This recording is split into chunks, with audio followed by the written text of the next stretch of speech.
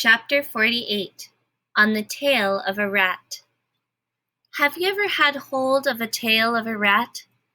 At best, it is an unpleasant sensation, scaly and cold, similar to holding on to a narrow snake.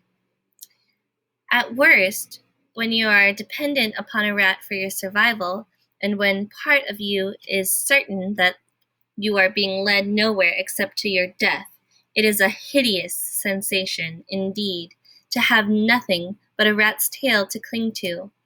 Nonetheless, Despereaux held on to Botticelli Remorso, and the rat led him deeper and deeper into the dungeon.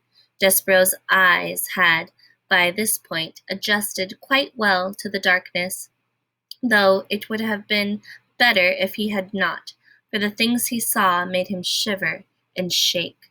What did he see? He saw the floor of the dungeon was littered with tufts of fur, knots of red thread, and the skeletons of mice. Everywhere there were tiny white bones glowing in the darkness.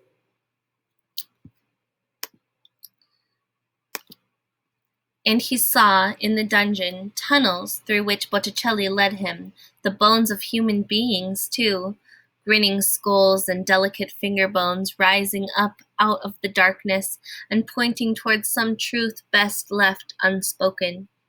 Despereaux closed his eyes, but it didn't help. He saw as if his eyes were still open, wide, the bones, the tufts of hair, and the knots of thread, the despair. "Ha ha, exactly," Botticelli laughed as he negotiated the twists and turns. "Oh yes, exactly." If what was in front of Despereaux was too horrible to contemplate, what followed behind him was perhaps even worse. Rats. A happy, hungry, vengeful parade of rats, their noses up in the air, sniffing. Just as Despereaux closed his eyes. "Mouse!" sang out one rat joyfully. "Yes, oh yes, mouse!" agreed another, but something else too. "Soup!" called out another rat. "Yes, soup!" the others agreed. "Blood!" sang a rat. "Blood!"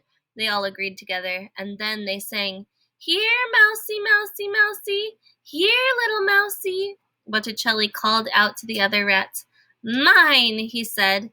"This little treasure is all mine, gentlemen and ladies. Please, I beg you, do not infringe on my discovery." "Mr. Remorso," said Despereaux. He turned and looked behind him and saw the rats, their red eyes and their smiling mouths. He closed his eyes again. He kept them closed. "Mr. Remorso!" he shouted. "Yes," said Botticelli. "Mr. Remorso," said Despereaux, and he was crying now. He couldn't help it. "Please, the princess!" "Tears!" shouted the rat. "We smell tears, mousie, we do." "Please," shouted Despereaux. "Little friend," said Botticelli. "Little Despereaux Tilling, I promise you, I will keep that promise." The rat stopped. "Look ahead of you," he said. "What do you see?" Despereaux opened his eyes. "Light," he said. "Exactly," said Botticelli. "Light."